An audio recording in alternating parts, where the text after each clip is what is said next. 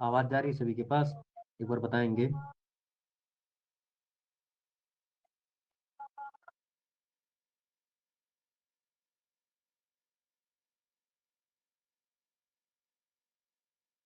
जी, सबको जुड़ जाने दीजिए ना, फिर उसके बाद शुरू करते हैं क्लास ना। तो आज कल शाम को जो है ब्राह्मण साहित्य कृष्ण यजुर्वेद तक के ब्राह्मणों को देख लिए थे। अब सामवेद का बाकी था, सामवेद और अथर्ववेद ना। तो सामवेद और अथर्ववेद को खत्म कर देते हैं। और तो हमारा यूनिट 1 में वेदों का काल, आरण्यक साहित्य और ब्राह्मण साहित्य 3 टॉपिक हो जाएंगे। अब बचेगा सिर्फ 2 टॉपिक। कौन कौन सा? एक बचेगा जो है आपका वेदांग, जिसको आज शाम को करवाएंगे। और एक बचेगा संवाद सूक्त। तो संवाद सूक्त को प्रतिदिन एक एक संवाद सूक्त पढ़ा देंगे, ठीक है। तो वो वहां से कवर हो जाएगा, ठीक है। एक बार जुड़ जाने दीजिए सबको, फिर शुरू करते हैं। नमस्ते सुखदेव जी, नमस्ते पूजा जी, सबको जो है नमस्ते। और क्वेश्चन ब्राह्मण साहित्य का तो कल हो ही गया था। ब्राह्मण साहित्य बहुत ही इंपॉर्टेंट विषय है। कर इसको क्या करते हैं ना, इस पीडीएफ को ले लीजिएगा, सारा पीडीएफ एक पे बना दिया गया है। इस पीडीएफ को जो जिसको भी पीडीएफ की जरूरत होगी, वैसे कल से जो है जितना भी पीडीएफ पढ़ाऊंगा पहले उसको एक जगह बना करके कलेक्ट करके आप लोगों को दे दूंगा।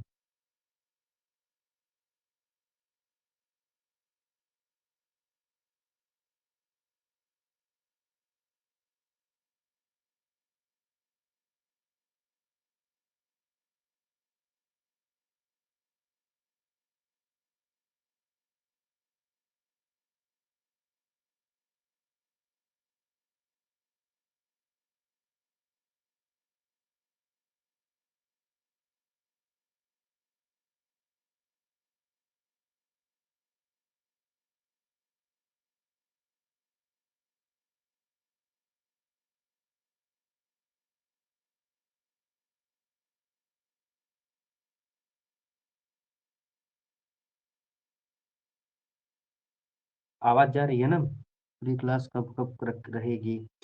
देखिए, फ्री क्लास आकांक्षा जी कल से डिसाइड कर दूंगा फाइनली फ्री क्लास होगी कब, क्योंकि कल से पेड क्लास शुरू हो जाएगी ना। तो एक पेड क्लास सुबह होगी, एक पेड क्लास शाम को होगी।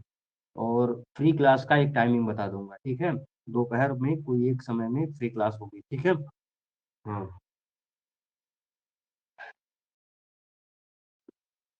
तो इसके पहले तक देखिए, ब्राह्मण साहित्य में देखिए कुछ चीजें आप लोग नोट करके रख लीजिएगा। ऋग्वेद का ऐतरेय ब्राह्मण, शुक्ल यजुर्वेद का शतपथ ब्राह्मण, सामवेद के तांड्य ब्राह्मण और षड्विंश ब्राह्मण, और अथर्ववेद का गोपथ ब्राह्मण, और कृष्ण यजुर्वेद का तैत्तिरीय ब्राह्मण। बस इतने ब्राह्मणों का अगर आप वर्ण विषय याद रखते हैं ना, तो आपका सारा काम हो जाएगा। और बहुत ही मोस्ट इंपॉर्टेंट है ये।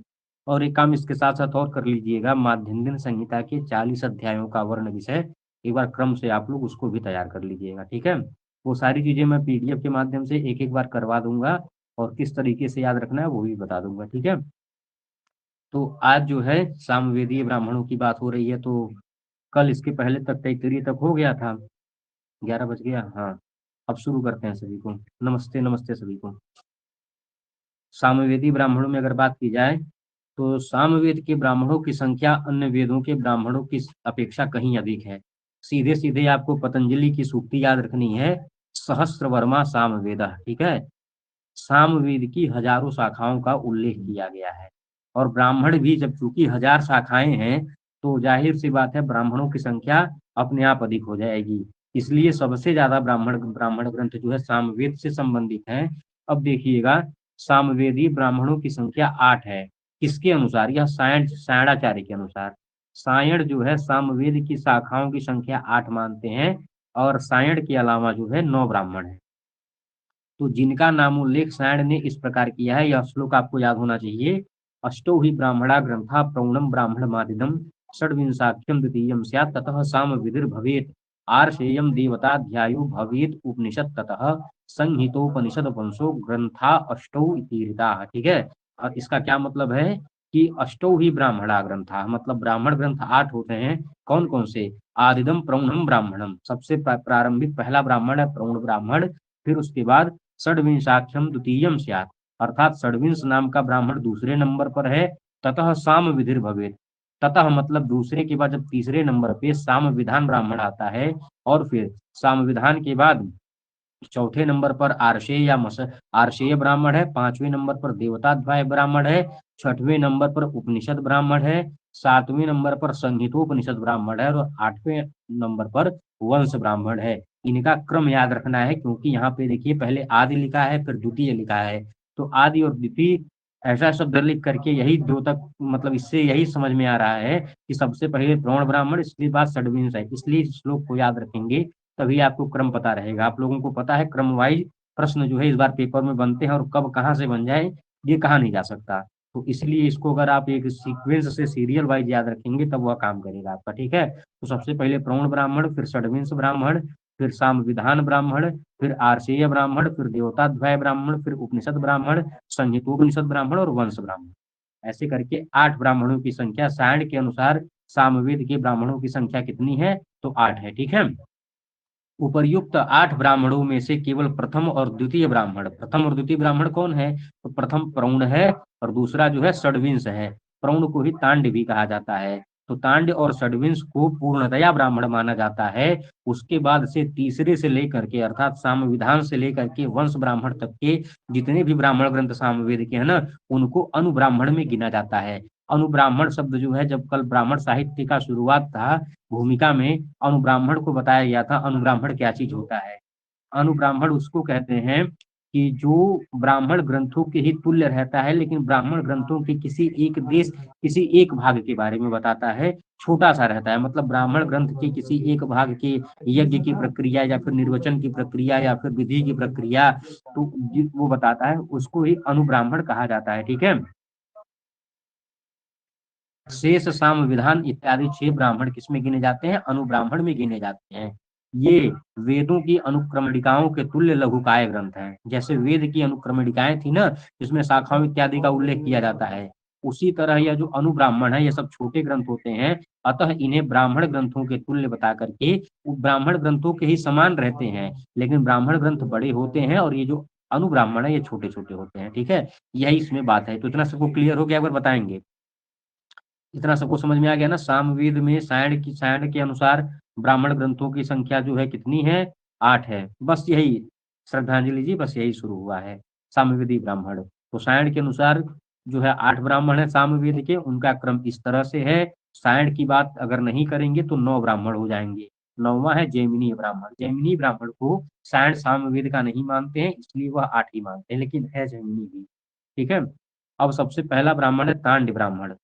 तांड ब्राह्मण की कुछ अपर नाम है, यह भी प्रश्न बहुत पूछा जाता है। तांड ब्राह्मण के या फिर महाब्राह्मण किसका अपर नाम है, प्रौढ़ ब्राह्मण किसका अपर नाम है, पंचविंश ब्राह्मण किसका अपर नाम है, तांड ब्राह्मण किसको कहते हैं। तो ये 4 नाम एक ही ब्राह्मण के हैं, यह अपर नाम आपको याद रखना है। तांड ब्राह्मण को ही पंचविंश ब्राह्मण कहा जाता है। विषय वस्तु गंभीर होने के कारण इसको प्रौढ़ भी कहा जाता है। विशाल गाय ग्रंथ होने के कारण इसको महाब्राह्मण भी कहा जाता है। और इसके रचयिता तांडी ऋषि हैं, इसलिए इसको तांड ब्राह्मण भी कहा जाता है। चारों नाम पढ़ने के 4 कारण है। पंचविंश ब्राह्मण क्यों कहते हैं, चूंकि 25 अध्याय है। प्रौढ़ ब्राह्मण क्यों कहते हैं, चूंकि इसमें विषय वस्तु बहुत गंभीर दृष्टिकोण है। महाब्राह्मण क्यों कहते हैं, क्योंकि यह बहुत विशाल है। तांड क्यों कहते हैं, क्योंकि तांडी इसके आचार्य हैं। तो अगर इस तरह से कारण सहित अगर याद रखेंगे ना, तो आपको रटने की आवश्यकता नहीं पड़ेगी। प्रौढ़ जो है तांड को कहते हैं या फिर महातांड को कहते हैं, ठीक है। देखिए, जैमिनी ब्राह्मण में इसे तांड कहा गया है। जैमिनी ब्राह्मण, सामवेद का जो जैमिनी ब्राह्मण है, जिसको सायण नहीं स्वीकार करते हैं, फिर भी जैमिनी ब्राह्मण जो सामवेद का है, उसमें इसे इसी महाब्राह्मण, प्रौढ़ ब्राह्मण या पंचविंश को जो है तांड कहा गया है। तदुहोवाच तांड्य, ऐसी पंक्तियां मिलती हैं। और आपस्तंभ स्रोत सूत्र में भी तांडवम ऐसा उल्लेख किया गया है, जिससे यह सिद्ध होता है कि सामवेद का जो पंचविंश ब्राह्मण है, उसी को ही तांड ब्राह्मण कहा जाता है। और ब्रह्मसूत्र में शंकराचार्य जी ने जो अपना शारीरिक भाष्य लिखा था, उसमें जो है सामवेद की तांडिन और साट्यायन शाखाओं का उल्लेख किया है, जिससे यह बात पता चलती है कि यह जो तांड ब्राह्मण है, यह जो है सामवेद से संबंधित है। और इसी प्रौढ़ को तांड भी कहते हैं, क्योंकि तांडिन और साट्यायन 2 शाखाओं का भी उल्लेख किया है। तो ये सब कारण बताए जा रहे हैं। अब मेन चीज आती है तांड ब्राह्मण का वर्ण विषय। देखिए वर्ण विषय भी 8 ब्राह्मण है, तो आपको आठों का वर्ण विषय नहीं याद रखना है। वर्ण विषय सिर्फ 2 ब्राह्मण का सामवेद में याद रखना है, एक तांड ब्राह्मण का याद रखना है, और एक जो है पंच षड्विंश का याद रखना है। और जो मेन मेन चीजें होती रहेंगी उसको मैं बता दूंगा, ठीक है। अब तांड ब्राह्मण का वर्ण विषय देखते हैं। तांड ब्राह्मण जो है 25 अध्यायों में विभाजित है। कितना? पंचविंश ब्राह्मण है। पंचविंश से याद रखेंगे तो यह 25 ब्राह्मण आपको नहीं भूलेगा, ठीक है। अतः इसे क्या कहते हैं? पंचविंश ब्राह्मण कहते हैं। देखिए दूसरा एक कारण दे दिया गया कि विषय विवेचन की प्रवणता के कारण, मतलब विषय वस्तु इसकी इतनी गंभीर है, गंभीर दार्शनिक दृष्टिकोण है, अध्यात्म दृष्टिकोण होने के कारण इसे प्रौढ़ ब्राह्मण भी कहा जाता है। 5-5 अध्यायों की 5 पंचिका है, तो 5 पंचिकाएं और प्रत्येक पंचिका में 5 अध्याय, तो 5 गुणे 5 करेंगे तो 25 अध्याय टोटल हो जाएंगे। और इसका संबंध सामवेद की कौथुम शाखा से है। कल प्रश्न में पूछा था ना इसको बना करके कि तांड ब्राह्मण जो है किस शाखा से संबंधित है सामवेद के, तो क्या हो जाएगा? कौथुम शाखा से यह संबंधित है। और ये प्रश्न और भी आया था कि तांड ब्राह्मण का प्रमुख प्रतिपाद्य विषय क्या है, तो देखिए क्या लिखा है यहाँ पर। इसका मुख्य प्रतिपाद्य विषय क्या है? सोमयाग है, ठीक है। यह सारी चीजें आपको एकदम याद रखनी है, मेन मेन चीजें हैं। और इसमें जो है ज्योतिष्टोम से लेकर के 1000 वर्ष तक चलने वाले सोमयाग का वर्णन है, ठीक है। ज्योतिष्टोम जो है किसके अंतर्गत आता है? सोमयाग के अंतर्गत आता है। और ज्योतिष्टोम से लेकर के 7 प्रकार के सोम यज्ञ होते हैं। तो ज्योतिष्टोम से लेकर के, ज्योतिष्टोम तो 5 दिन चलता है ना, आप लोग जब ज्योतिष्टोम यज्ञ पढ़ाएंगे तब पता चलेगा। 5 दिन तक। और ज्योतिषोम से लेकर के 1000 वर्ष तक कुछ ऐसे सोमयाग है जो चलते हैं। उन सोमयागों का वर्णन जो है तांड ब्राह्मण में है। और इसका मुख्य प्रतिपाद्य विषय भी क्या है? सोमयाग ही है। यह उद्गाता के कार्यों की विस्तृत विवेचना के कारण आदरणीय ब्राह्मण माना जाता है, क्योंकि भाई सामवेद का ऋत्विक कौन है? उद्गाता है। तो सामवेद के ब्राह्मणों में उद्गाता के कार्यों की विस्तृत विवेचन तो होगी ही, ठीक है। तो इसको जो है याद कर लीजिएगा। मेन मेन चीजें बताता रहूंगा। ये जो विषय है सोमयाग, यह याद रख लीजिए। गौतम शाखा से संबंधित है, 25 अध्याय हैं। और इसके अपर नाम क्या क्या है? अब 25 अध्यायों के वर्ण विषय क्या है उसको देख लेते हैं। अध्याय 1 में क्या है? उद्गाता के लिए पठनीय मंत्रों का निर्देश है। अध्याय दूसरे और तीसरे में 25 अध्याय है, तो दूसरे अध्याय और तीसरे अध्याय में षड पंचविंश तांड प्रौढ़ या महाब्राह्मण में क्या है? तो त्रिवृत पंचदश सप्तदश आदि स्तोमों की विस्तुतियां हैं। त्रिवृत अर्थात जो है स्तोम कहते हैं मंत्र इत्यादि को ही। तो जब यज्ञ वगैरह होता है ना, तो त्रिवृत पंचदश सप्तदश का मतलब ये होता है कि जिस यज्ञ में जिस मंत्र का विनियोग किया जाता है उसका 3 बार उसी मंत्र को उच्चारण करके 3 बार आहुति, उसी मंत्र को पंचदश 15 बार उच्चारण करके 15 बार आहुति, और सप्तदश मतलब 17 बार उच्चारण करके 17 बार आहुति। तो इस तरह से इन मंत्रों की विस्तुतियां हैं, मतलब किस तरह से स्तुति करनी है, किस देवता के निमित्त करनी है, कितनी बार आवृत्ति करनी है, यह सारी चीजें अध्याय दूसरे से तीसरे में है। चौथे से 5वें अध्याय में वर्ष भर चलने वाले गवामयन सत्र का विचार किया गया है। गवामयन एक यज्ञ होता है जो 1 साल तक चलता है। इस गवामयन सत्र का विचार जो है तांड ब्राह्मण के चौथे और 5वें अध्याय में मिलता है। 6 से 9 अध्याय तक ज्योतिष्टोम, उक्त और अतिरात्र का वर्णन। 12 से आगे के खंडों में विभिन्न प्रायश्चित्तियों का विधान है, प्रायश्चित्त का भी विधान है 6 से 9 तक। 10 से 15 तक द्वादशाह याग है, 16 से 19 तक एकाह याग है, 20 से 22 तक अहीन याग है, 22 से 25 तक सत्र याग है, और कुल 178 सोमयागों का वर्णन है। और एक बात और ध्यान रखिएगा, 2019 में एक प्रश्न आया था, तैत्तिरीय ब्राह्मण की विषय वस्तु पूछी गई थी। और इस बार 2021 में आया है, जो हम लोग ये मतलब अभी जो हम लोग पढ़े दिसंबर में जो पेपर था 27 तारीख को, तो उसमें भी सतपथ ब्राह्मण के वर्ण विषय जो है पूछे गए थे। तो एक चीज और ध्यान रखिएगा ना, 25 के 25 अध्यायों को आपको नहीं याद रखना है। प्रयास करें शुरू के 3-4 याद रखें, ठीक है। जैसे सतपथ ब्राह्मण में 14 कांड है, तो शुरुआती 5-6 और जो आपको मुख्य लगते हो, जैसे अहीन याग का वर्णन, यह शब्द कुछ यूनिक लग रहा है तो इसको याद रख लें। ऐसे ऐसे करके आपको याद रखना है, मतलब हर एक ब्राह्मण के पहले दूसरे अध्याय में क्या है, यह चीज तो आपको 100% पता होनी चाहिए, क्योंकि जब भी प्रश्न आएगा शुरुआत से ही पूछ लिया जाएगा, ठीक है। वैसे ही इतना अंदर से पूछा जा रहा है, तो ऐसा नहीं है कि कांड ब्राह्मण के 16वें से 19 अध्याय तक क्या वर्णित है, ऐसा नहीं पूछा जाएगा। अगर पूछा भी जाएगा तो यह पूछा जाएगा कि दूसरे तीसरे या पहले में क्या वर्णित है, ठीक है। तो कुल 178 सोमयागों का वर्णन है, और बाकी कांड ब्राह्मण की जो मेन मेन चीजें थी 25 अध्याय, पंचविंश प्रौढ़ महा इत्यादि इसका अपर नाम है, कौतुम शाखा से संबंधित है, मुख्य प्रतिपाद्य विषय सोमयाग है। ठीक है, तो यह चीजें तांड ब्राह्मण में यह हो गया था। अब तांड ब्राह्मण के बारे में कुछ और बातें हैं। तांड ब्राह्मण अत्यंत सुव्यवस्थित है, इसकी भाषा शैली, रचना, सौष्ठव, वाक्य विन्यास सुनियोजित है और धर्म और आचार संहिता के लिए यह बहुत ही सुविख्यात है। व्रात यज्ञ का विशेष से महत्वपूर्ण वर्णन है। व्रात यज्ञ क्या होता है? मनुस्मृति का जब द्वितीय अध्याय पढ़ेंगे तो आपको सीधे एक श्लोक मिलेगा, सावित्री पतिता, सावित्री से जो पतित होते हैं वो व्रात्य संज्ञक होते हैं, और भवंती आर्य विगर्हिता, और वह आर्य मतलब श्रेष्ठ जनों से निंदित होते हैं। इसलिए जो है केशांतः जो है ब्राह्मण का 16वें वर्ष तक सावित्री अर्थात केशांत करवा देना चाहिए, उसके सावित्री का अतिक्रमण नहीं करना चाहिए। सावित्री के अतिक्रमण पे क्या हो जाते हैं? व्रात्य संज्ञक होकर के आर्य विगर्हिता, वह आर्यों की सभा में निंदित होते हैं। तो इसमें जो व्रात्य यज्ञ होता है ना, उसका विशिष्ट यहाँ पर बहुत ही महत्वपूर्ण इसका वर्णन किया गया है। तो व्रात्य यज्ञ क्या है? तो वही संस्कार विहीन अर्थात 16 वर्ष तक किसी का उपनयन नहीं हुआ है ब्राह्मण का, 22 तक क्षत्रिय का, 24 तक जो है वैश्य का, तो ऐसे व्यक्ति संस्कार विहीन है। चूंकि वह व्रात्य हो गए हैं, तो ऐसे संस्कारहीन व्यक्तियों की शुद्धि के लिए यह व्रात्य यज्ञ का वर्णन कांड ब्राह्मण में किया गया है। और यह एक दिन का होता है। एकाह, एकाह मतलब क्या होता है? एक मतलब एक और अह मतलब दिन होता है। तो एक दिन का यह व्रात्य यज्ञ होता है, और व्रात्य यज्ञ का वर्णन कांड ब्राह्मण में मिलता है। और भौगोलिक ज्ञान के लिए इसमें विपुल सामग्री भी है, जैसे भौगोलिक जो क्षेत्र इत्यादि, कुरुक्षेत्र और सरस्वती के क्षेत्र को स्वर्ग तुल्य बताया गया है। इसको भी मनुस्मृति से लाइए थोड़ा जोड़ते हैं। कुरुक्षेत्रश्च मत्स्याश्च पंचाला शूरसेनकाः एष ब्रह्मर्षि देशो वै ब्रह्मावर्तात् अनंतरः। ब्रह्मावर्त देश के बाद कुरुक्षेत्र के साथ साथ कुछ ऐसे देश हैं जिसको ब्रह्मर्षि देश बताया गया है, और उसी चीज को यहाँ पर भी लिखा गया है, कुरुक्षेत्र और सरस्वती के क्षेत्र को ही स्वर्गतुल्य बताया गया है। जितनी चीजें वेद में मिलती है ना, वही सारी चीजें धर्मशास्त्र में मिलती हैं। इसलिए लिखा गया है, श्रुतिस्तु वेदो विज्ञेयो धर्मशास्त्रम त्वयि स्मृति। मनुस्मृति पढ़ेंगे ना, तो वहां पे लिखा जाएगा सर्व ज्ञानमयो ही साहब, कि जो चीजें वेदों में लिखी है ना, वही चीजें मनुस्मृति में बताई गई हैं, स्मृति ग्रंथों में। इसलिए इसमें परस्पर विरोध ना समझ करके एक दूसरे का समन्वय किया जाता है। और देखिए, जो चीजें यहाँ पर ऐसे लिखी गई हैं, वही चीजें वहां पे श्लोक में बताई गई हैं। कुरुक्षेत्र और सरस्वती के क्षेत्र को स्वर्गतुल्य बताया गया है। और सरस्वती नदी के लुप्त होने के स्थान पर विनशन और उसके पुनः प्रकट होने के स्थान को लक्ष्य प्राश्रवण का भी वर्णन यहाँ पे किया गया है। ठीक है, और भी इसमें यमुना नदी, नैमिषारण्य, खांडव वन, कुरु, पांचाल, मगध जिलों इत्यादि का उल्लेख है तांड ब्राह्मण में, और निषाद आदि जातियों का भी उल्लेख मिलता है। यज्ञ का बहुत महत्वपूर्ण, यह सब आपको नहीं याद रखना है।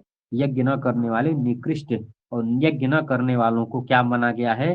निकृष्ट माना गया है, मतलब निम्न कोटि का माना गया है। और वध्य मतलब ये वध के योग्य हैं जो यज्ञ इत्यादि नहीं करते हैं। तो इसमें जो इंपॉर्टेंट चीजें थी वो बता दिया हूँ। ठीक है, अब दूसरा है षड्विंश ब्राह्मण का परिचय। षड्विंश ब्राह्मण भी सामवेद की कौथुम शाखा से संबंधित है। और इसको ये चीज ध्यानेंगे ना, जो पंचविंश ब्राह्मण हम लोग पढ़े हैं उसी का ही यह परिशिष्ट है। परिशिष्ट उसको कहते हैं जो शेष बचा उसी को ही परिशिष्ट संज्ञा दी जाती है। याज्ञवल्क्य स्मृति के 25वें प्रकरण का क्या नाम है? प्रकीर्ण नाम है ना।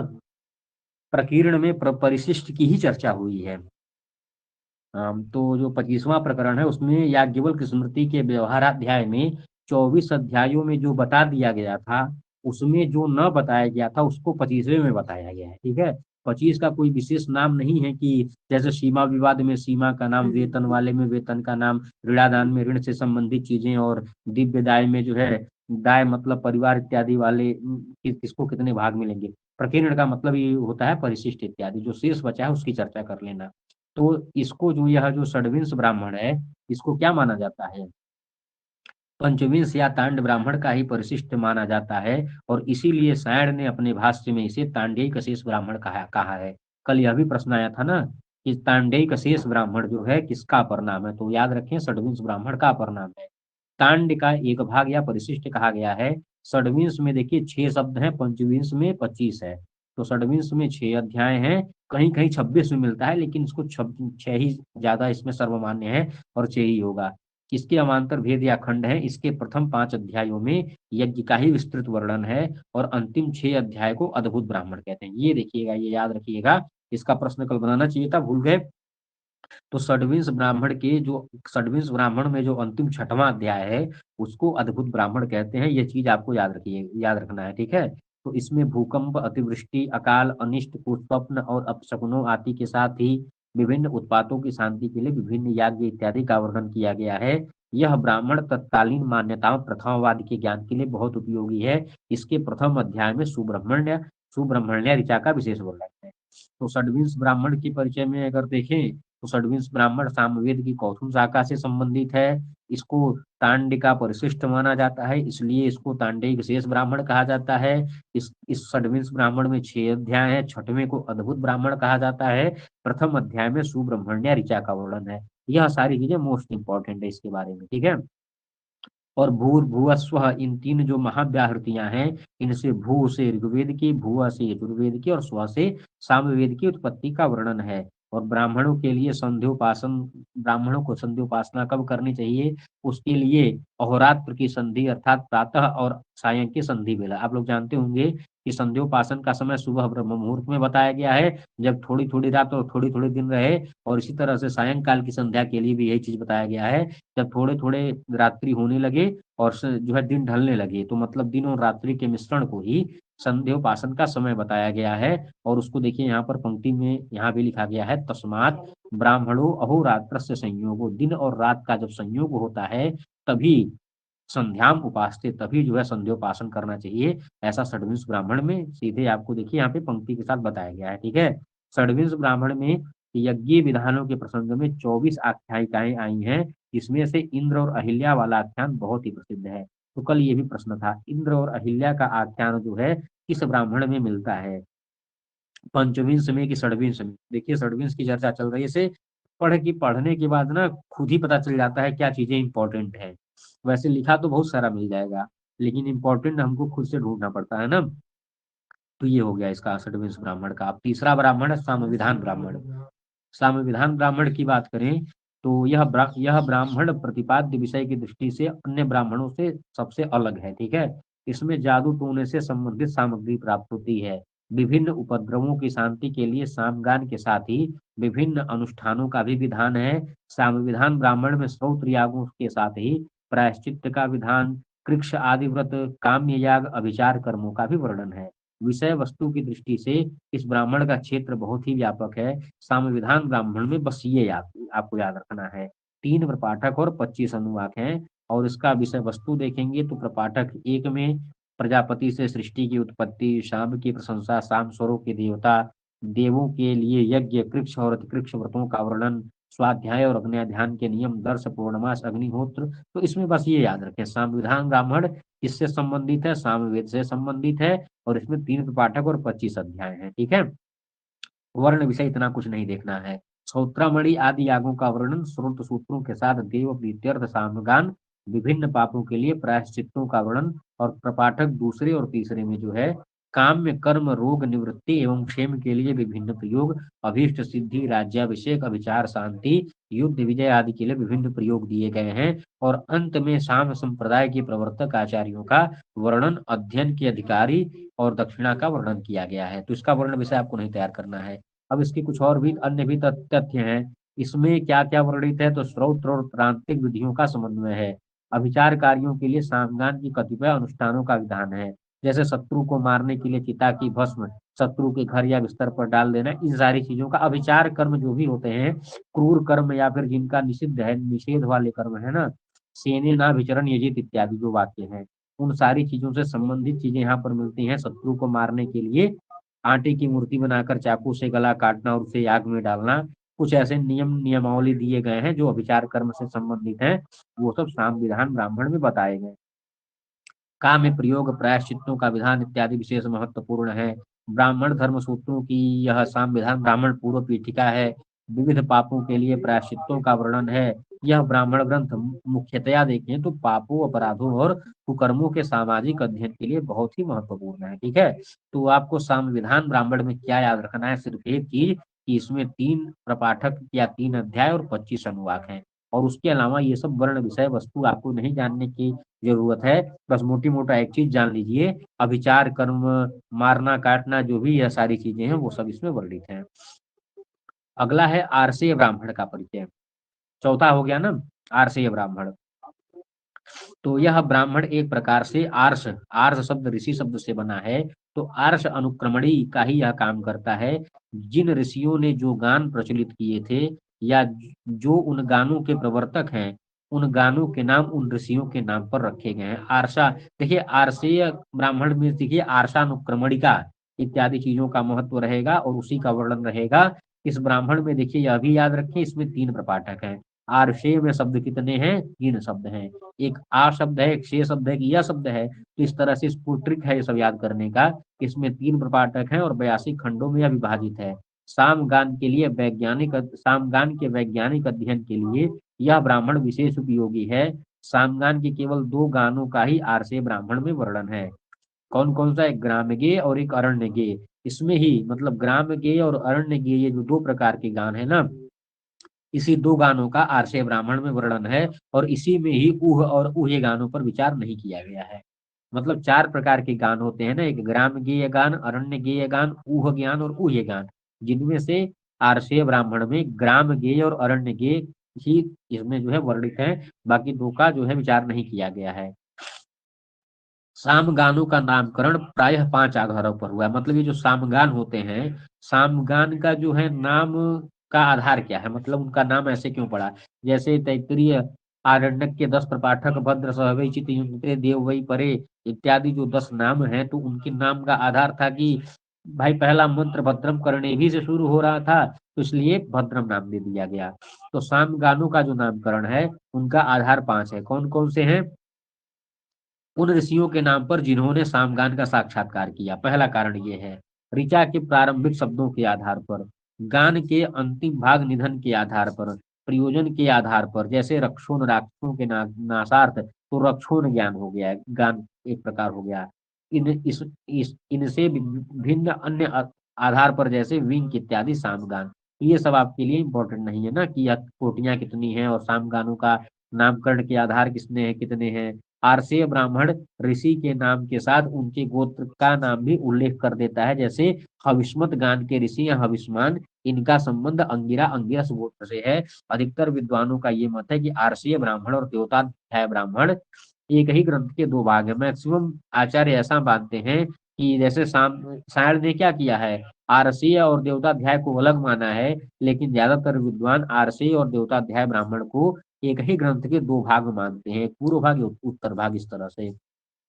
एक में सामगान के ऋषियों का वर्णन है, दूसरे में देवताओं का। आर्षेय ब्राह्मण में ग्राम के गानों का उल्लेख सामवेद संहिता के क्रम से है। ठीक है। 5वां है देवताध्याय ब्राह्मण। तो आपको आर्षेय ब्राह्मण में क्या याद रखना था? आर्षेय ब्राह्मण में आपको याद रखना था कि आर्षेय ब्राह्मण में 3 अध्याय या प्रपाठक हैं, बस ये है। 82 खंड जो है वह याद रहे या न रहे, लेकिन ये मुख्य विभाजन जो 3 है यह याद रहना चाहिए। और आर्षेय शब्द में आर्ष शब्द है तो यह जाने रहिएगा। गान साम गान इत्यादि से संबंधित इसमें चीजों का वर्णन है, जिसमें से ग्राम्यगेय और अरण्यगेय पर चर्चा की गई है और आर्षानुक्रमणिका का यह काम करता है। बस इसके अलावा और कुछ नहीं जानना है। 5वां है देवताध्याय ब्राह्मण। देवताध्याय ब्राह्मण की बात करें कि आकार की दृष्टि से यह बहुत छोटा ब्राह्मण है। यह सूत्र शैली में लिखा गया है। यह जो आर्षेय ब्राह्मण है यह सूत्र शैली में लिखा गया है। इसमें 4 खंड हैं। तो अब बताइए, जैसे हम साम विधान के लिए 3 ट्रिक था और आरसे में 3 अक्षर थे, तो उसमें 3 अध्याय थे। अब देवता अध्याय ब्राह्मण में 4 खंड हैं, इनको याद कैसे करेंगे?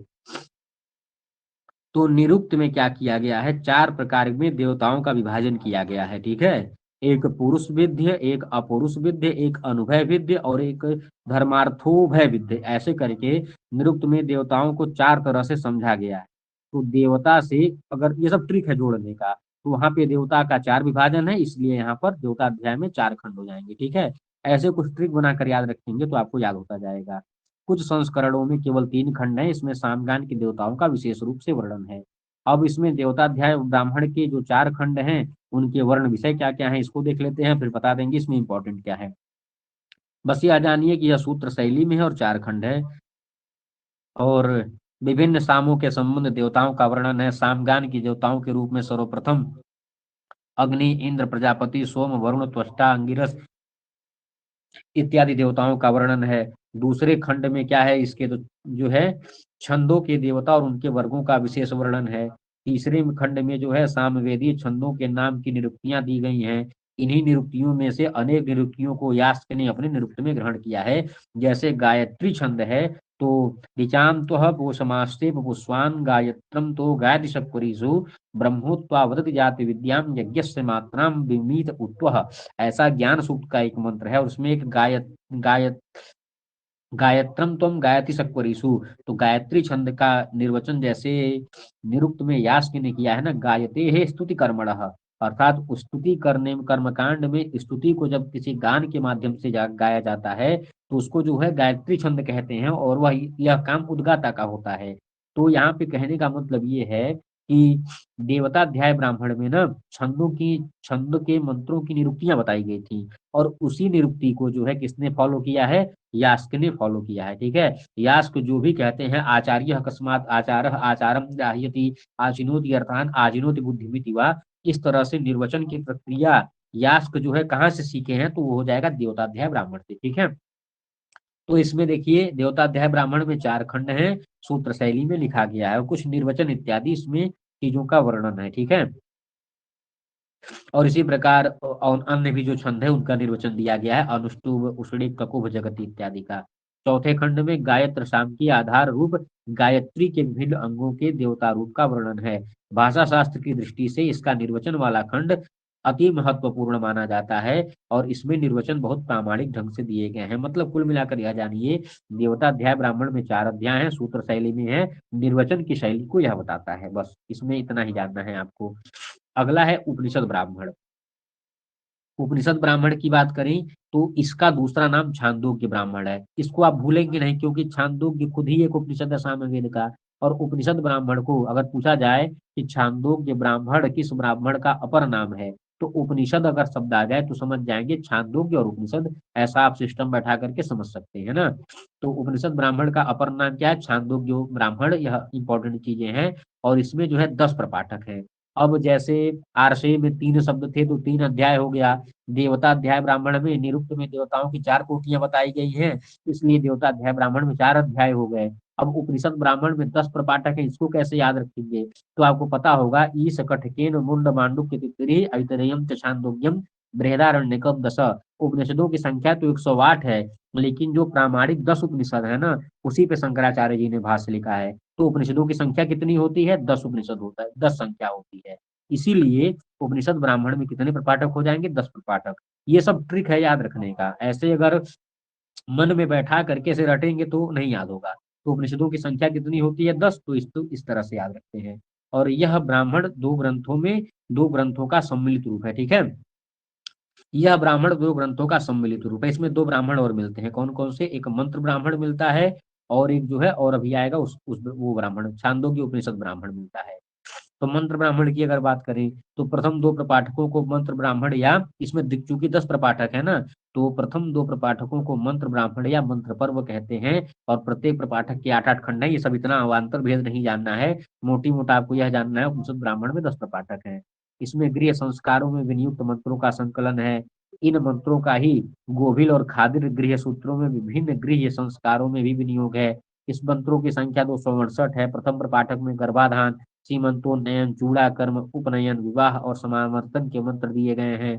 द्वितीय प्रपाठक में भूत बलि, आग्राहणी कर्म, पिंड पितृदान, देव बलि, दर्श पूर्णमास, आदित्योपस्थान, नवगृह प्रवेश, प्रसाद प्राप्ति इत्यादि के मंत्र हैं। इसमें अन्य संहिताओं ब्राह्मणों से भी मंत्र लिए गए हैं, जैसे लाजा होम का मंत्र है, इयम नायुर्पब्रूते ग्नौ लाजाना लाजाना वपंती दीर्घायुरस्तु में पति शतम वर्षाण जीवतु। और देखिएगा तो यहाँ पर ये सब नहीं आपको ध्यान रखना है, बस ये ध्यान रखना है उपनिषद ब्राह्मण में 10 प्रपाठक हैं और इस उपनिषद ब्राह्मण के 2 भाग हैं, एक मंत्र भाग है और एक छांदोग्य उपनिषद ब्राह्मण है। ठीक है, इसके 2 भाग याद रखने हैं। और उसके बाद से छांदोग्य ब्राह्मण जो है ना, इस पे जो है चूंकि उपनिषद ब्राह्मण को ही छांदोग्य ब्राह्मण कहते हैं और इसी छांदोग्य ब्राह्मण पर 2 व्याख्याएं प्राप्त होती हैं, गुण विष्णु की जो है छांदोग्य मंत्र भाष्य और सायण की वेदार्थ प्रकाश। तो सायण का वेदार्थ प्रकाश आपको तो याद ही है, गुण विष्णु का छांदोग्य मंत्र भाष्य। यह किस पे है, तो नाम ही छांदोग्य है इसलिए यह किस पे हो जाएगा, छांदोग्य ब्राह्मण पे। सायण का जो गुण विष्णु का जो ये सामवेद का जो उपनिषद ब्राह्मण है, जिसको छांदोग्य ब्राह्मण भी कहते हैं, इसी पर जो है गुण विष्णु ने छांदोग्य मंत्र भाष्य लिखा है, यही आपको याद रखना है। और सायण का वेदार्थ प्रकाश इस पे है। गुण विष्णु ने भाष्य किस तरह से किया है, तो ऋषि देवता चंद्र और विनियोग का विस्तृत वर्णन कर दिया है। अर्थ के महत्व को दिखाने के लिए उन्होंने स्थाणुरयम भारह किलाभूत यो आदित्य आया है ना, तो श्लोक इस तरह से निरुक्त में भी कि स्थाणुरयम भारहर किलाभूत, जो वेद को जानता है लेकिन उसके अर्थों को नहीं जानता है, वह स्थाणु के ही समान है, ठूठे वृक्ष के ही समान है, जो भार का वहन कर रहा है अपितु उसके अंदर कुछ भी नहीं है। ठीक है, यह बात इसमें बताई गई है।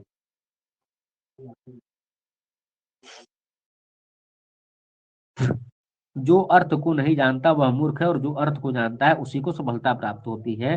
सायण ने अपने भाष्य में गुण विष्णु का ही अनुकरण किया है। ठीक है, अब इसका एक और हो जाएगा, इसका ही भाग है छांदोग्य उपनिषद भाष्य। ठीक है, छांदोग्य ब्राह्मण के शेष 8 पाठक को ही छांदोग्य उपनिषद जो है कहते हैं। ठीक है, तो हम लोग किस ब्राह्मण पर चर्चा कर रहे थे, उपनिषद ब्राह्मण पर हम लोग चर्चा कर रहे थे। उपनिषद ब्राह्मण का अपर नाम क्या था, छांदोग्य उपनिषद ब्राह्मण। इस उपनिषद ब्राह्मण के दो दो भाग हुए, एक मंत्र ब्राह्मण हुआ और एक जो है छांदोग्य उपनिषद ब्राह्मण हुआ। टोटल उपनिषद ब्राह्मण में 10 प्रपाठक हैं, और ये जो मंत्र ब्राह्मण है इसमें 2 प्रपाठक हैं, और ये जो छांदोग्य उपनिषद ब्राह्मण है यह 10 था, तो 2 को मंत्र कहते हैं, बाकी से 60 को छांदोग्य उपनिषद ब्राह्मण कहते हैं। यही इसमें जानना है। ठीक है, और शंकराचार्य ने इसे तांडी नाम उपनिषद अर्थात तांड ब्राह्मण से संबद्ध उपनिषद कहा है। इसमें तत्व ज्ञान और उससे संबद्ध कर्म और उपासनाओं का सुंदर वर्णन है। श्री शंकराचार्य ने इसका भाष्य भी किया है, अतः इसका महत्व बढ़ गया है। क्योंकि शंकराचार्य जैसे भगवान जी ने इस छांदोग्य उपनिषद ब्राह्मण का भाष्य किया है, इसलिए इसका और भी महत्व बढ़ गया है। इसके प्रथम अध्याय में ओंकार का महत्व और उसकी उपासना का वर्णन है, और द्वितीय अध्याय में विविध सामों की उपासना का वर्णन है। तीसरे अध्याय में सूर्य की उपासना, गायत्री का महत्व, ब्रह्म यज्ञ, प्राण और मन का विवेचन इत्यादि का वर्णन है। अब देखिएगा, ये जो उपनिषद ब्राह्मण का जो दूसरा पार्ट छांदोग्य उपनिषद ब्राह्मण है, इसमें कुछ आख्यान प्राप्त होते हैं ना, इसका नाम आपको याद रखना है। जैसे दालभ्य और प्रवाहन का संवाद, सत्यकाम का आख्यान, अश्वपति का आख्यान, जानश्रुति और ऋचक्नु का उपाख्यान, उपस्थि का आख्यान, यह कल प्रश्न में आया था ना, उपस्त्याख्यान जो है सामवेद के किस ब्राह्मण में मिलता है, छांदोग्य ब्राह्मण में कि उपनिषद ब्राह्मण में। तो आपको पता होना चाहिए छांदोग्य ब्राह्मण या उपनिषद ब्राह्मण एक ही है। ठीक है, उद्दालक और श्वेत केतु का संवाद, सनत कुमार और नारद का संवाद, ये सातों संवाद सूक्त जो है बहुत ही महत्वपूर्ण है, इसलिए उसको याद रखेंगे। ठीक है, अब 7वां ब्राह्मण आ गया संहितोपनिषद ब्राह्मण। संहितोपनिषद का अर्थ है संहिता के उपनिषद अर्थात रहस्य को बताने वाला ब्राह्मण ग्रंथ। यहाँ संहिता का शब्द का अर्थ जो है सामवेद संहिता अर्थ नहीं, अपितु संहिता शब्द का अर्थ जो है साम के गान की संहिता अर्थात सातत्य, जो गान होते हैं ना। संहितोपनिषद में संहिता का क्या अर्थ है, गान से संबंधित। संहितोपनिषद ब्राह्मण शास्त्रीय ज्ञान की दृष्टि से बहुत ही महत्वपूर्ण है। शास्त्रीय ज्ञान में सप्त स्वरों का मंद्र, मध्य तथा तार स्थानों से समन्वय अत्यावश्यक है। सायण के अनुसार यह समन्वय ही संहिता है, इसके रहस्य का प्रतिपादन करना इस ब्राह्मण का विशेष उद्देश्य है। तो सामनाम सप्त स्वरा स्वरा भवंती, 7 स्वर होते हैं, 7 साम होते हैं, और मंद्र, मध्य और तार यह 3 स्वर होते हैं। एतेषाम यह सन्निकर्ष सा संहिता, मतलब संहिता का अर्थ यहाँ पे सन्निधि और सामवेद संहिता न समझे। संहितोपनिषद में संहिता का क्या मतलब है, यही बस जानना है कि संहिता का मतलब है गान इत्यादि। ठीक है, अब संहितोपनिषद ब्राह्मण में 5 खंड हैं। इस 5 खंड को कैसे याद रखेंगे, ऋग्वेद की कितनी संहिताएं हैं, 5 संहिताएं हैं। कौन कौन सी, साकल, वास्कल, ऋग्वेद की शाखाएं या संहिताएं देख लीजिए, साकल, वास्कल, आश्वलायन, सांख्यायन, मांडुकायन, तो 5 संहिता वहां पर भी है। इसलिए संहितोपनिषद ब्राह्मण में कितने हो जाएंगे, 5 खंड हो जाएंगे। ठीक है, जो सूत्रों में विभाजित है, इनका संक्षिप्त विवरण इस तरह से है कि खंड 1 में 3 प्रकार की गान संहिताओं का वर्णन है। संहितोपनिषद में जो संहिता का मतलब गान है, और खंड 1 में जो है देवहु, वाक्शबहु और अमित्रहु 3 प्रकार के गान संहिताओं का उल्लेख है। देवहु संहिता का जो उच्चारण होता है वह मंद्र स्वर से होता है, और इसके गान से देवता क्या होते हैं, तुरंत जो है यज्ञ में आ जाते हैं। देवहु के उद्गाता को धन धान्य और लक्ष्मी की प्राप्ति होती है, यह बहुत कल्याणकारी होती है। अन्य 2 संहिताएं जो हैं, एक वाक्शबहु जो संहिता है और एक अमित्रहु जो संहिता है, ये दोनों अमंगलकारी मतलब हानिकारक हैं। वाक वाक से बहु में अस्पष्ट उच्चारण के कारण उद्गाता की हानि होती है, और अमित्रहु भी अशास्त्रीय गान के लिए हानिकारक है। और ये सब जो है संहिता का एक अन्य प्रकार से विभाजन किया गया। शुद्धा, दुष्पृष्टा, निर्भुजा, शुद्ध और मधुर स्वर से उच्चरित सामगान शुभ है। अशुद्ध और असंगत सामगान सदा कष्टकारी है। दूसरे तीसरे में सामगान का शास्त्रीय वर्णन प्राप्त होता है। यह सारी चीजें आपको नहीं जाननी है, ठीक है। इस ब्राह्मण पर सायण की अपेक्षा द्विजराज भट्ट का भाष्य अधिक विस्तृत और प्रामाणिक है। यह याद रखेंगे। इस ब्राह्मण पर दो टीकाएं मिलती हैं, ठीक है। संगीतोपनिषद ब्राह्मण पर दो टीकाएं मिलती हैं। एक द्विजराज भट्ट की का एक भाष्य मिलता है और सायण का भाष्य मिलता है।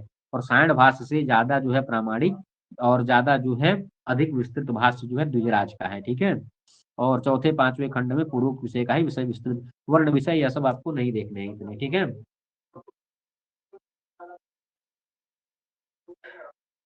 और संहितोपनिषद ब्राह्मण में अध्याय कितने हैं, तो अध्यायों की संख्या 5 है। अगला 8वां जो ब्राह्मण है, इसके बाद एक ब्राह्मण और सामवेद का बचेगा, उसको कहते हैं वंश ब्राह्मण, ठीक है। यह ब्राह्मण बहुत ही छोटा है। सामगान के प्रवर्तक ऋषियों की वंश परंपरा, चूंकि नाम में ही वंश है, इसलिए इसमें वंश परंपरा का ही महत्व और उसका वर्णन होगा।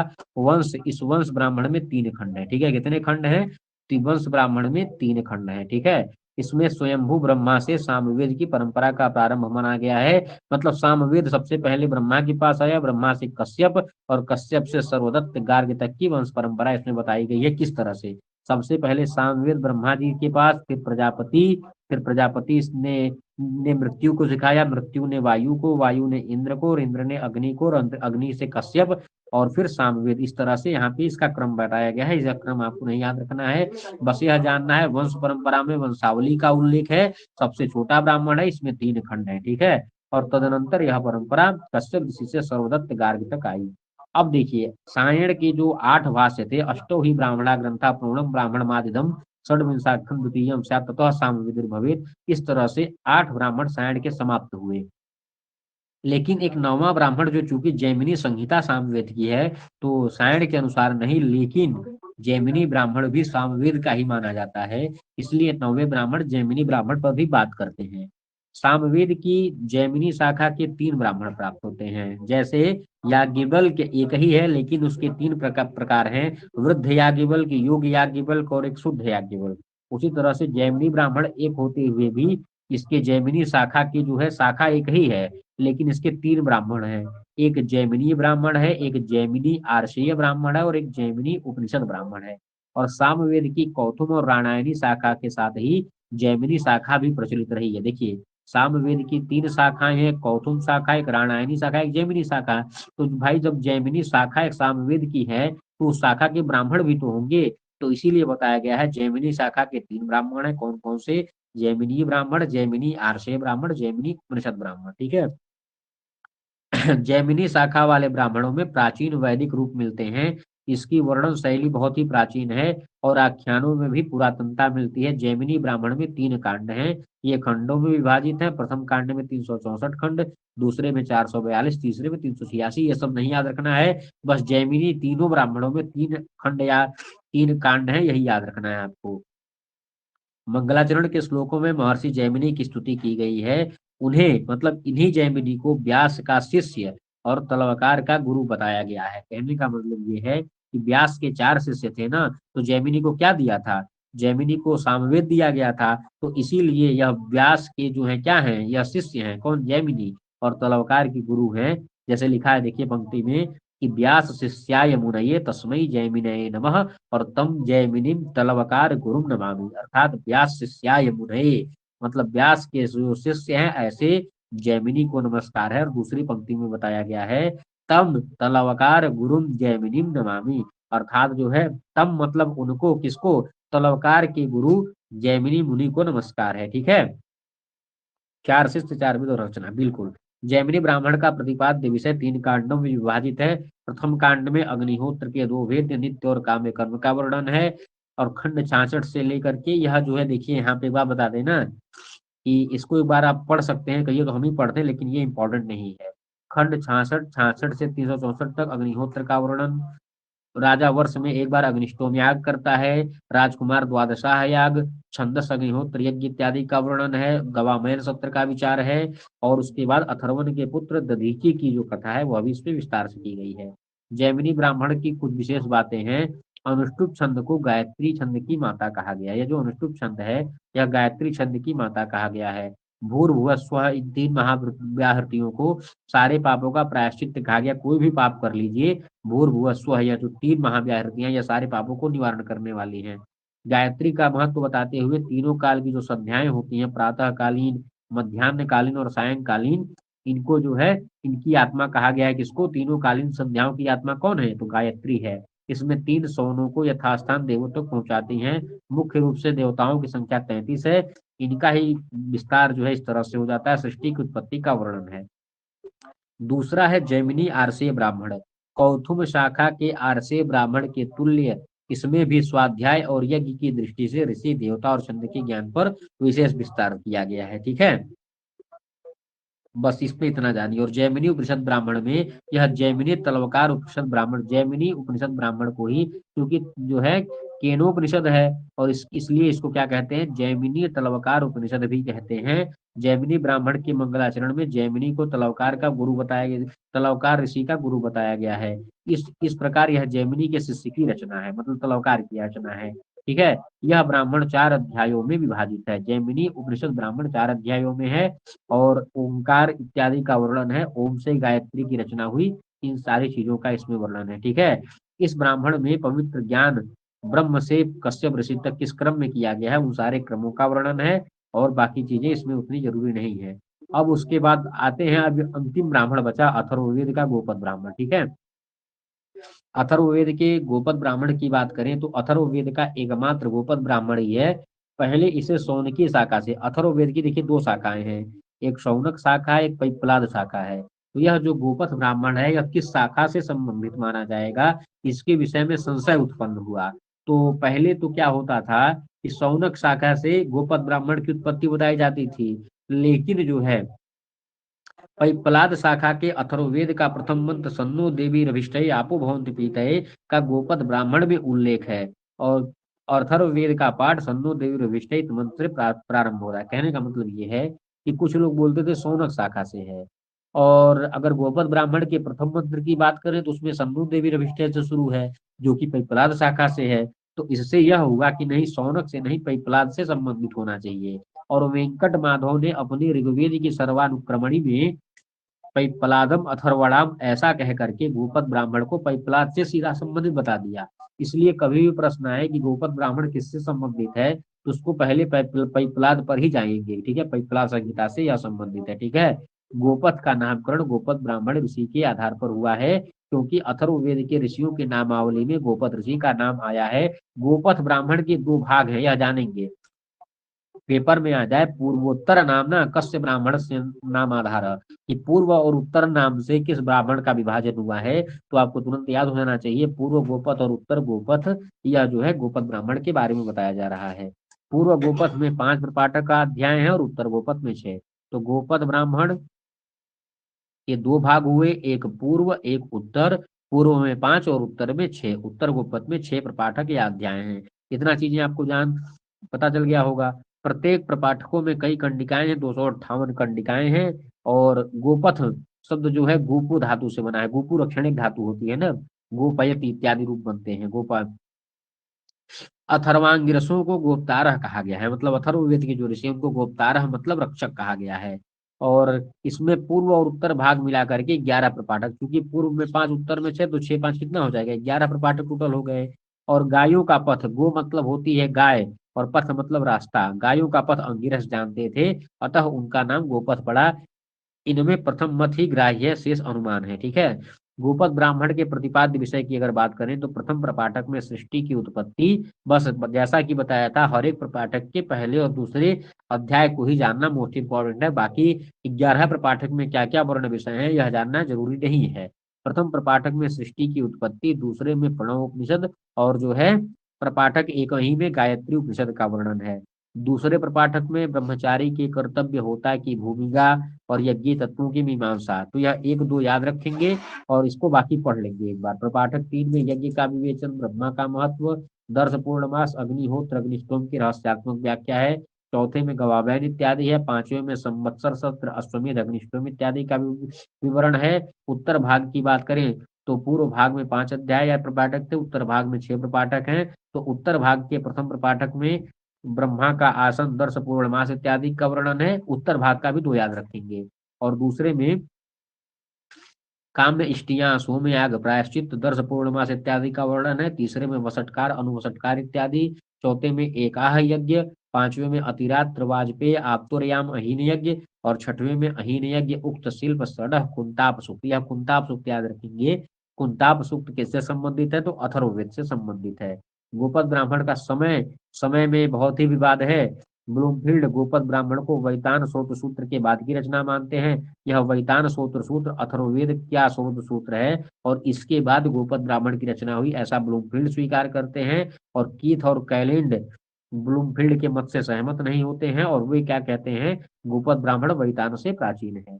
यास्क का समय 800 ईस्वी के पूर्व लगभग माना जाता है। देखिए, सबसे पहले यास्क हैं, यास्क के बाद आते हैं ब्याडी, नहीं ब्याडी सबसे पहले आते हैं, ब्याडी के बाद यास्क, यास्क के बाद पाणिनि, कात्यायन, पतंजलि, भर्तृहरि, ऐसे क्रम चलता है। तो यास्क का समय 800 ईसा पूर्व है। और गोपद ब्राह्मण के प्रमुख तथा गोपद ब्राह्मण में शब्दों का निर्वचन भाषा सृष्टि से अत्यंत महत्वपूर्ण है। इसको इसलिए गोपद ब्राह्मण को यास्क के समय का मानना चाहिए।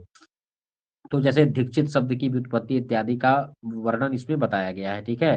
गोपद ब्राह्मण में 21 प्रकार के यज्ञ बताए गए हैं। 7 पाक यज्ञ, 7 हविर यज्ञ, और जिसको हम लोग सोम यज्ञ कहते हैं उसी को अथर्ववेद में सुत्या याग बताया गया है। अग्निष्टोम, वाजपेय आदि 7 सुत्या। देखिए, अग्निष्टोम क्या है? सोम यज्ञ है। वाजपेय भी क्या है? सोम यज्ञ है। उसी सोम को यहाँ पर सुत्या के नाम से बताया गया है। और अग्निहोत्र, पितृ यज्ञ इत्यादि 7 पाक यज्ञ हैं। दर्श, पूर्णमास, चातुर्मास इत्यादि 7 हरु यज्ञ हैं। कुल मिलाकर 21 यज्ञों का वर्णन है। ब्रह्मा यज्ञ के विघ्नों का जो है क्या करता है? नष्ट करता है विघ्नों को। और ब्रह्मा यज्ञ से विरिष्टम समयति, विरिष्टम मतलब जो भी यज्ञ का अनिष्ट है ब्रह्मा उसे शांत करता है।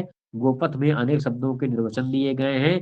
यास्क के निरुक्त में इसी पद्धति को अपनाया गया है। जैसे ओम शब्द को औ अथवा आप धातु से, अंगिरा शब्द को अंग प्लस रस, या फिर वरु को, वरुण शब्द को व्री धातु से बनाया गया है। और फिर जो है जन धातु से, या फिर जायते अस्यामिति वरुण, ऐसे जो है कई चीजें, मतलब निर्वचन संबंधित चीजें गोपद ब्राह्मण में मिलती हैं। यास्क ने इसी पद्धति को अपनाया है। यास्क का समय 800 ईसा पूर्व है। इसका इससे यह सिद्ध हो जाता है कि गोपद ब्राह्मण जो है यास्क से पहले भी था। और इसीलिए जो ब्लूमफील्ड इत्यादि बोलते हैं कि वैतान स्रोत सूत्र के समय की रचना है गोपद ब्राह्मण, यह बात असिद्ध हो जाती है। तो इस तरह से जो है हमारा टोटल ब्राह्मण साहित्य समाप्त हो गया। और इसका प्रश्न जो है चूंकि कल रात में ही करवा दिए थे पूरा, अब जो है अगली क्लास होगी 4 बजे। 4 बजे के समय, 4 बजे वाली क्लास में हम लोग पढ़ेंगे वेदांग का अध्ययन। ठीक है। तो पहली यूनिट हम लोगों की पूरी समाप्त हो जाएगी, सिर्फ संवाद सूक्तों को छोड़ करके। और जो है कल से संवाद सूक्त जो है फ्री क्लास में करवाएंगे। और कल से पेड क्लास शुरू है, और जिसमें से सुबह शाम पेड क्लास होगी और दोपहर में एक फ्री क्लास लेते रहेंगे। और जो भी इसमें जुड़ना चाहते हैं, और आज शाम को वेदांग की क्लास होगी जिसका शाम को वेदांग से 50 प्रश्न रहेंगे। तो कल से हमारा शुरू है यूनिट 1 से। टाइम टेबल पूरा बन गया है, वह टाइम टेबल शाम को आप दिखाएंगे। ठीक है, शाम को या रात वाली क्लास में, टेस्ट वाले में। तो कल से किस तरह से पेड वाली क्लास हमारी चलेंगी, सारी चीजें यूनिट 1 से पहली इकाई से प्रारंभ है। जो लोग उसमें जुड़ना चाहते हैं वो लोग जुड़ सकते हैं। ठीक है, और शाम को 4 बजे जुड़िए। धन्यवाद सभी को, और मिलते हैं 4 बजे।